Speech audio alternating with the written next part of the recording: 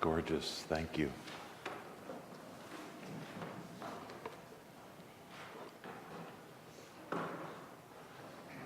When one of our sons was about 12, he went to church camp that summer.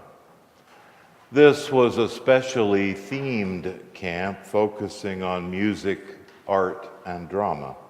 And each youth was asked to bring an instrument if they played one, and to be ready to work on an end-of-the-week musical, highlighting what they learned about God that week. The stated expectation was that every camper would have a part in the band or in the chorus. At the end of the week, I arrived to pick up our son and to watch with the other parents this musical that they had worked so hard on. But as the musical went on, I noticed something. Despite his having brought his instrument, and despite the expectation that every camper would sing or play, our son was neither in the band nor the chorus, and in fact had the only non-speaking part in the entire musical. Later, I asked the camp director what was going on, and he told me that our son, like Bartleby the Scrivener in Herman Melville's classic story by the same name, who simply kept saying, "I prefer not," our son had simply refused to sing or play, politely and respectfully, the director reported, but matter-of-factly, "I prefer not to." When Barbara and I moved to the wilds of small-town West Texas desert life, to our first churches out of seminary, my church had both an organist and a pianist, and often they would play together on the hymns. But play together is a bit of a misnomer, because the two of them did not like each other very much, and sometimes the pianist decided she didn't like the key that the organist was playing the hymn in, so she played it in a different key, each of them getting louder and louder as each tried to win the key contest. And once, I remember, because truth be known, the pianist wasn't that fond of me either, she decided she did not like the closing hymn that I had chosen, so she played an entirely different hymn. that Sunday. The culture all around us tells us, no, it assails us, it assaults us with the fact that it is the Christmas season. And it's been doing so for 3 months now. The radio and the TV and Pandora and Facebook are rife with songs and advertisements and postings, so many of which contain the assumption that this is by far the best time of the year, the time when you are expected to be happy, cheerful, delighted, joyful. After all, Andy Williams has sung about it. It's the most wonderful time of the year, with the kids jingle belling and everyone telling you be of good cheer. It's the most wonderful time of the year. Except I have to ask. Does anybody here want to tell Andy, put a sock in it? Or maybe if not today, maybe you can recall a time when, like my dueling organist and pianist, the culture told you that you were supposed to be one thing, but you felt oh so different. I know that there are those here who have come to worship this morning feeling not at all like it's the most wonderful time of the year. I know that there are those here who spend too many middle-of-the-night hours sleepless over too many bills and too little money. I know that there are those here who have a hole in their hearts from the loss of someone dear, and that hole is raw. And we all know of other reasons for not feeling what we're supposed to feel. For some, relationships with children or parents are not sources of joy, but sources of pain. Or a marriage is in a bad spot. Or there are loved ones in the military who are in harm's way, and fear for their safety is an ever-present companion.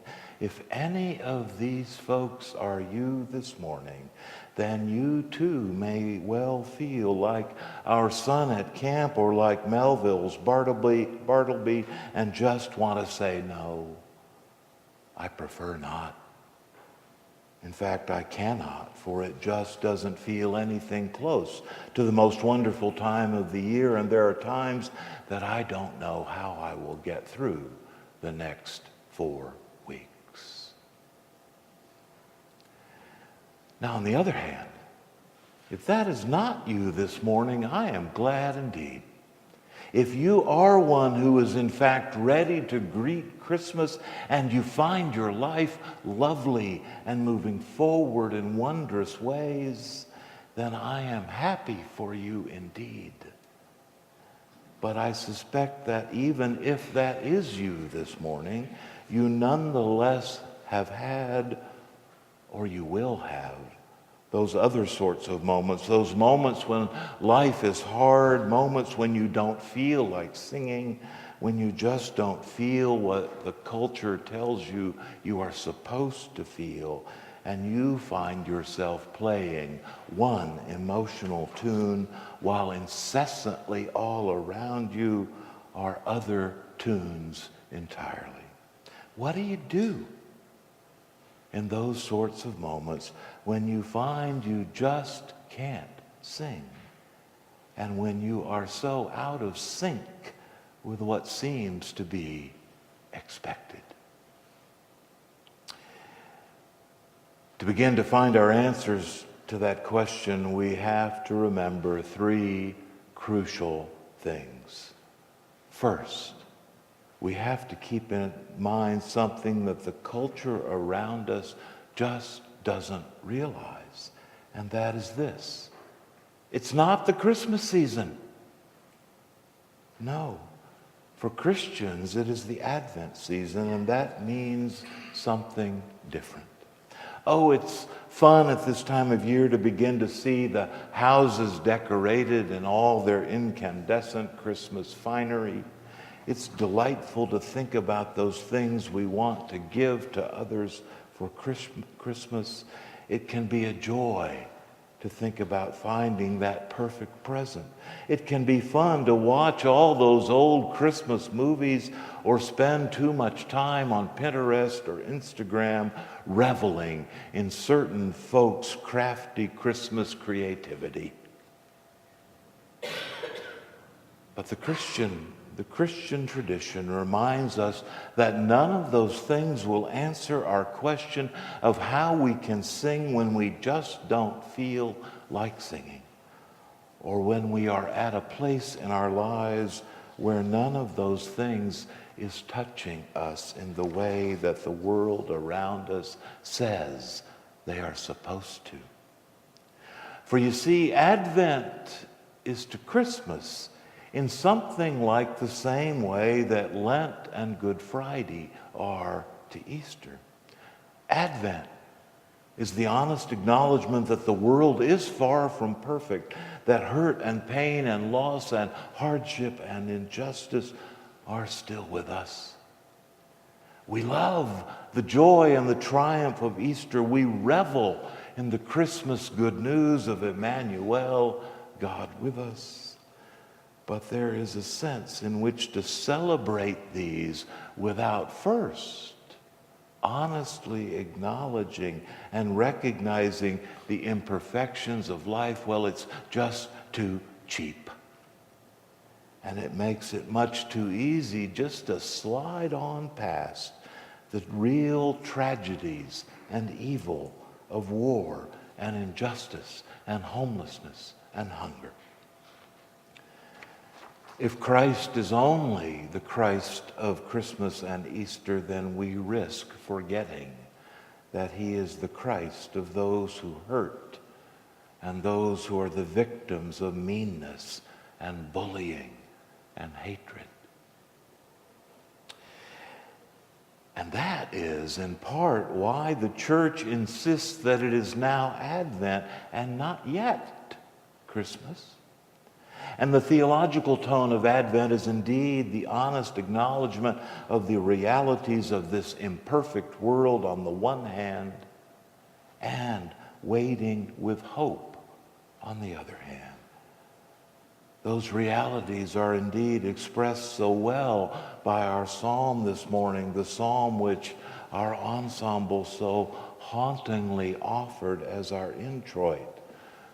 When those ancient Hebrew people, torn from their homeland and enslaved in Babylon, also could not find themselves in harmony with the culture around them. Alongside Babylon's rivers, we sat on the banks and cried and cried, even though the Babylonians insisted that they be cheerful and sing some of those happy songs. But they, like we sometimes, could not. They could not.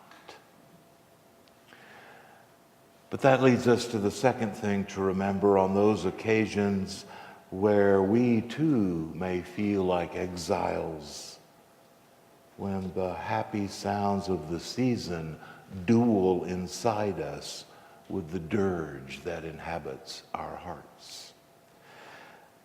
The great disciples preacher Fred Craddock begins his morning prayers every single day with this prayer: Gracious God, we are grateful for a way of life that is more important than how we feel about it on any given day. Do you hear the power in that prayer? Those who have devoted themselves to and pledged themselves to follow Jesus would do well to remember that there will be times when we simply don't feel very Christian, when we don't feel like we measure up, when we don't feel like remembering that Jesus reminded us that whenever we feed the hungry and house the homeless, we do those things for Jesus himself. Am I right? Well, Dr. Craddock's prayer is the solemn reminder to us that our calling as Christians is not necessarily to feel good on every day about that calling, but rather to heed the command of the one who said, not, come, feel good about me, but rather come, follow me. The other thing that Dr. Craddock's prayer is a reminder of is the importance of community. Did you note the pronoun in his prayer? We are grateful. You see, the very hardest thing about trying to be a Christian apart from a community of believers is that when the storms of life come, and they will, and you don't feel like singing happy songs, and you won't, there will be folks around you who have been through what you're going through, who have come out on the other side, who can, as Dr. Craddock says elsewhere, believe on your behalf, believe for you when you are finding it oh so hard yourself. You see, I understand those folks who increasingly declare that they are spiritual, not religious, and who believe that it is just as apt for them to find God in the beauties of nature or in times of solitude or in a sunset. I understand them because for too many people, their experience of church has been one of judgmentalism or ignorance or just plain boredom. And so they come to think that it would be better just to invent their own religion, focused in, say, the awesomeness of nature. But as preacher Lillian Daniel pointedly says, quote, so you find God in the sunset? Great, so do I. How about in the face of cancer? Cancer is nature too. Do you worship that as well? And in response to those spiritual but not religious parents who don't want to force religion or church on their children, she wisely notes that such parents, quote, have set up a vacuum in which the answers get invented without any formation or guidance, and they have no place, no spiritual community in which to go any deeper. The community that is the church, the community gathered by Jesus, is indeed imperfect, but it's also a community that knows that it is caught up in the beauty of something bigger than its own invention. It's a community that knows it has a calling and a way of life that transcends how you or I may feel about it on any given day. For if it didn't, you and I would have no resources to draw on those days when we cannot feel joy, when we do feel like exiles, when we don't feel like singing. But we do have such resources. We have people around us who know that God works in and through the hard things and not just in the glorious, awesome things. We have people around us who, as annoyingly imperfect as they are, remind us that no matter what, God is always offering hope for moving forward into a new day with a new song. And that, in fact, is the third and final thing to remember on this first Sunday of Advent. Advent is indeed about hope. Advent is not only the acknowledgement of the hurt, the imperfection, the pain of life, but it is also the assertion that none of these things shall overcome or defeat the one whom God is sending. Advent is the reminder that there have been, when hope has overcome the forces of bigotry and racism and xenophobia and homophobia and sexism, and that in Christ these overcomings can and will happen again. And friends, such hope can more and more overcome these things that demonize and dehumanize when you and I help it to happen, no matter how we may feel on that day. Such hope can indeed more and more overcome when you and I, with the help of the church, more and more commit ourselves to doing the very kinds of things that you will find in the picture on our bulletin cover today, through which we testify that what Dr. Craddock calls our way of life indeed believes that hope will overcome hate. Even in a week like this one just passed, when hope may have come hard for so many, and injustice and mayhem seem so strong, on this first Sunday of Advent, Christ calls us to recommit through our actions to live and act with hope. Audacious hope indeed. Lillian Daniel also tells the story of, quote, a family new to her church, whose grade school kids had only a year of Sunday school under their belts. In the middle of what was his second Christmas pageant rehearsal ever, the family's little boy cried out in total exasperation, "Do you mean to tell me that we are doing exactly the same story we did last year?" Well, yes. Yes, we are. Yes, we are indeed. For while we wait for Christmas, we will recommit ourselves to Advent's call to be people of hope, people who engage in acts of hope, those who know that such acts are the call and commission of the coming Christ to all who would follow him. And that is how indeed we can sing on this and every morning. That is how we can sing.